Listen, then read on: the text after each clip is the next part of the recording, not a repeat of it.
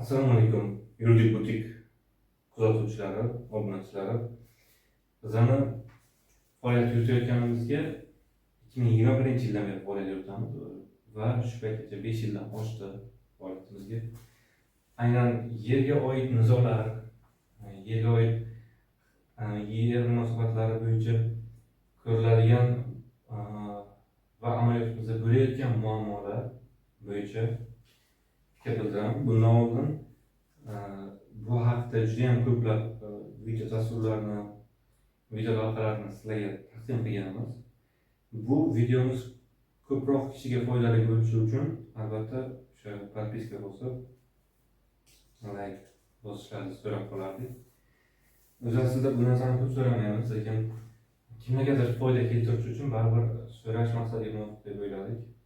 Endi yerga oid nizolar deganda yer uchastkangizdan nomaqbul tarzda oqilona foydalanmaganingizda yoki umuman mazkur yer uchastkasini bergan organ tomonidan sizning yeringiz olib qo'yilishi, unda 2 yildan beri foydalanmaganligingiz, shu paytgacha o'sha inyeksiya majburiyatlarini bajarmaganingiz, kelishuv majburiyatlarini bajarmaganingiz bo'yicha nizolar paydo bo'lishi mumkin. Bu organ qaysi organ bo'ladi?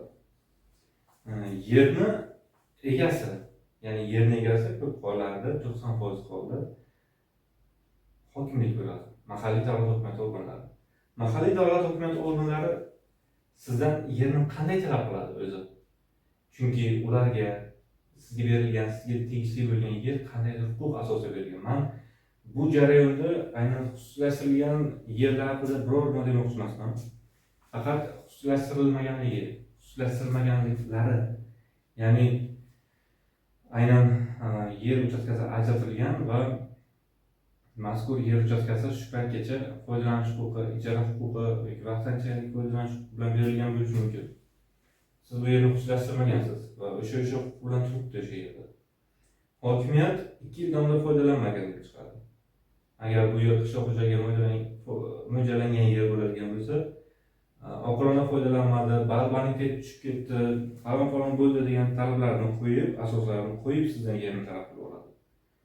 Albatta bu yerlarni talab qilib olish sud organlari orqali, ya'ni sudning hal huquq qaroriga asosan olinadi. Shuni arzimas bo'ladi. Hokimiyat yerni so'raganda yoki talab qilib olganda yerni darrov berish emas, uni huquqiy asos keltirayotgan huquqiy asoslarini ko'rib chiqishingiz kerak. Masalan, yer uchastkasini asosiy turga nomuvofiq foydalanganda degan talab qo'yadi. Bu nima degani aslida?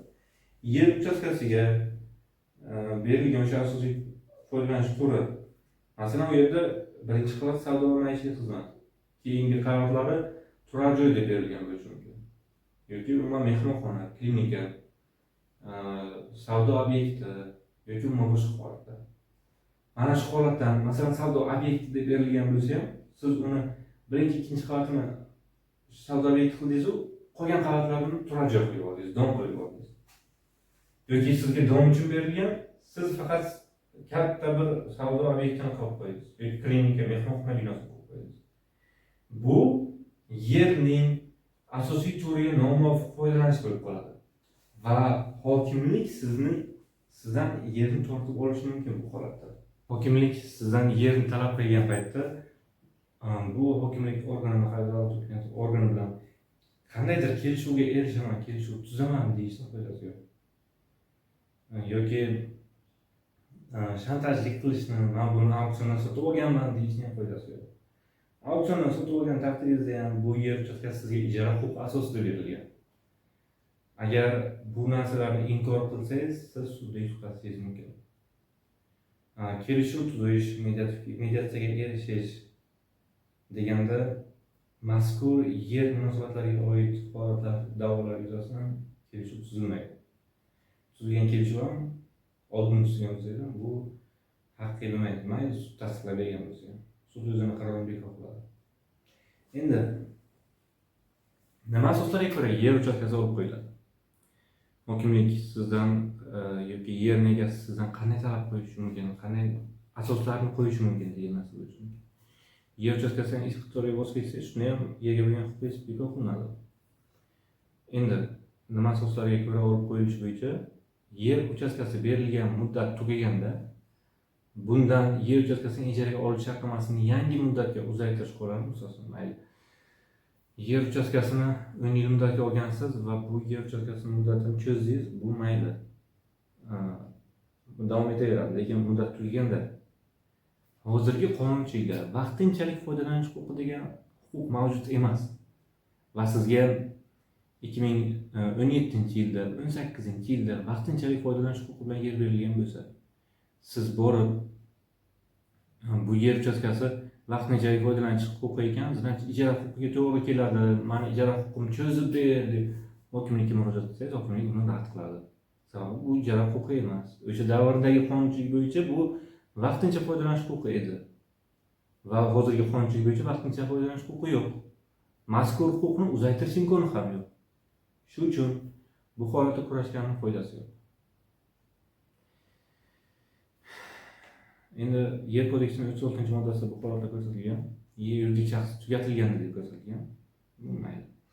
Xizmatda foydalanish uchun chek yer berib qo'yishga asos bo'lgan mehnatga oid munosabatlar bekor bo'lganda, agar qonunchilikda boshqa hol nazarda tutilgan bo'lmasa, yerga bo'lgan huquq bekor qilinadi. Keyingisi,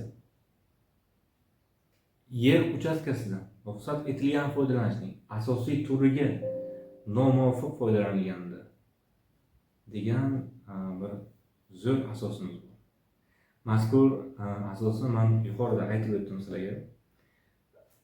Asosiy turga nomuvofiq foydalanib qo'ysak, даже bitta xonasini ham kvartira qilib qo'ygan bo'lsangiz, boshqa mehmonxona uchun ajratilgan bitta xonasini ham kvartira deb sotgan bo'lsangiz, bu noto'g'ri. Va sizning huquqlaringiz bekor bo'lishiga olib keladi. Yer uchastkasidan oqilona foydalanmaganda. Bu degani o'sha qishloq xo'jaligiga mo'ljallangan yerni siz qarovsiz ahvolda qoldirdingiz, oqilona foydalanmadingiz deganlar endi umumiy so'zlarda tushunishingiz mumkin. Qarovsiz qolib ketdi, biror nima ekilmadi, bonitetlar tushib ketdi, yerning samaradorligi tushib ketdi va hokazolar kirishi mumkin. Yer uchastkasidan tuproq unumdorligi pasayishiga, uning kimyoviy va radioaktiv moddalar bilan ifloslanishiga, ekologik vaziyatning yomonlashuviga olib keladigan usullar bilan foydalangan taqdirda yer uchastkasi olib qo'yiladi. Ko'ryapsizmi, mana shu holatda ham sizning yer uchastkangiz olib qo'yiladi. Mana bu oqilona foydalanmaslik va o'sha 8-band 36-moddaning 8-bandi bo'yicha agar siz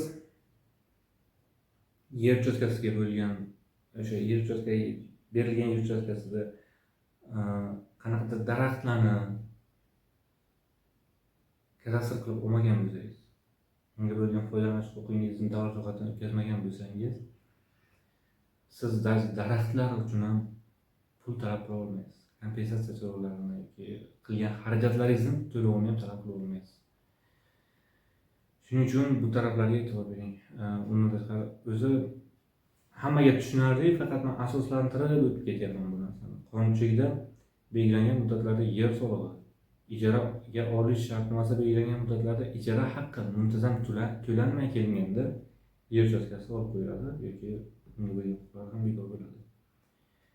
Yer uchastkasini olganlik uchun haq belgilangan muddatlarda to'lanmaganda, muddati o'tgan qarzdorlik uning mavjudligi to'g'risida vakolatli organlar tomonidan ogohlantirish berilgan sanadan e'tiboran 6 oy ichida bartaraf etilmaganda, siz elektron onlayn auksiondan yerni oldingiz va unga bo'lgan to'lovlarni to'lamadingiz.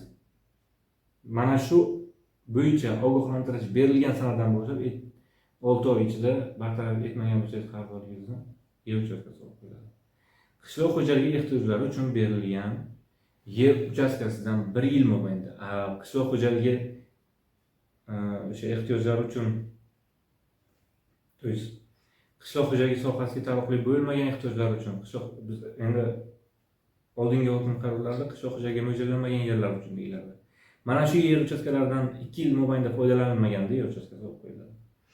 Bu narsaga yaxshiroq e'tibor berishingiz kerak. Bu kulchovoy davlat talabi. Ya'ni qolganlarini yutib chiqishingiz mumkin, lekin bunda yutish imkoniyati juda ham kam. nimalarga e'tibor berishingiz kerak? Sizga kimdir qarshilik qilgan bo'lishi mumkin. O'sha yerda nimadir qurishingizga qarshilik qilgan bo'lishi mumkin. Siz mazkur yer uchastkasida qurish uchun hujjatlarni rasmiylashtira olmayotgan bo'lishingiz mumkin. Hujjatlarni qilasiz, loyihalarni qilasiz, gazni orqaga olamansangiz ruxsat bermaydi. Aksiyani o'tkazamansangiz, aksiyani o'tkazib bermaydi. Prosesini bermaydi. Mana shu holatlarni isbotlashingiz kerak. Bu shunchaki men yerni oldim, bo'ldi deb 5 yildan beri ushlab yurgan bo'lsangiz u yerni, haqiqatdan ham sizdan yer uchastkasi olib qo'yiladi. Sizga kimdir qarshilik qilayotgan bo'lishi mumkin. Hozir bu paytda mana shu narsalarni rasmiylashtirib qo'ysangiz, masalan 1 yildan keyin, 2 yildan keyin yer egasi sudga bergan taqdirda ham siz bu da'vo talabini rad qildirish imkoniga ega bo'lasiz. Kimdirni qarshilik qilganini hujjatlarida isbotlab qo'yish kerak. Ya'ni u isbotlab qo'yish, ichki ishlarga murojaat qilasiz, qarshilik qilyapti deb, sudga murojaat qilasiz, to'sqinlik qilmaslik majburiyatini yuklab ber deb va mana shu hujjatlarga ega bo'lgandan keyin yerni egasi sudga berganda mana bu holatlar bo'lgandiki, men qila olmadim, men o'sha yerda hech nima qila olmadim, foydalana olmadim deyishingiz mumkin. Chunki sizga berilgunga qadar kimdir o'sha yerdan bog' sifatida foydalanayotgan bo'lishi mumkin, tomorqa yer uchastkasi sifatida foydalanayotgan bo'lishi mumkin. Bu narsalarni isbotlab qo'yish kerak oldinroq. Sud jarayonida o'sha foydasi yo'q. Aksiyatdan o'tkazilmayotganligi. Masalan, aksiyatdan o'tib, ruxsatnoma olingandan keyin o'zi aslida sizga 2 yil davomida qurmasangiz, masalan, ruxsatnoma olgandan keyin 2 barobar soliq hisoblanish boshlanadi. Binoyingizga ham, yer uchastkangizga ham. Shu uchun shunda ham davlat 2 barobar soliqni olyapti-ku degan tushuncha paydo bo'ladi va yer uchastkasi sizdan olinmaydi. Ya'ni bu yerda qurilish boshlanganligini isbot sifatida o'sha 2 yil davomida foydalanmaganligi va aynan mana shu 2 yil davomida foydalanmaganligi bo'yicha da'vo kiritilganda siz foydalanayotganligingizni o'sha ruxsatnoma asosida isbotlab berasiz. Mayli fundament qilib qo'ygan bo'lsangiz ham isbotlab berasiz. Va bu masalalar bo'yicha juda ham bir tozalash ishlari boshlanganda tumaningizda yoki sizga nisbatan qanaqadir shikoyatlar kelayotgan bo'lsa, bosimlar o'tkazilayotgan bo'lsa, mana shunday holatda yutib chiqishi mumkin. Da'vo talabini rad qilish bo'yicha. Shuning uchun bu masalalarda albatta yuridik kompaniyasiga murojaat qilsangiz, bizda o'z hududingizdan ham advokat yollash imkoniyati bor. Advokatimiz xizmat qilishi mumkin sizga va shu yerda o'zimiz turib, o'zimizning jamoa orqali sizga xizmatlarimizni ko'rsatishimiz mumkin.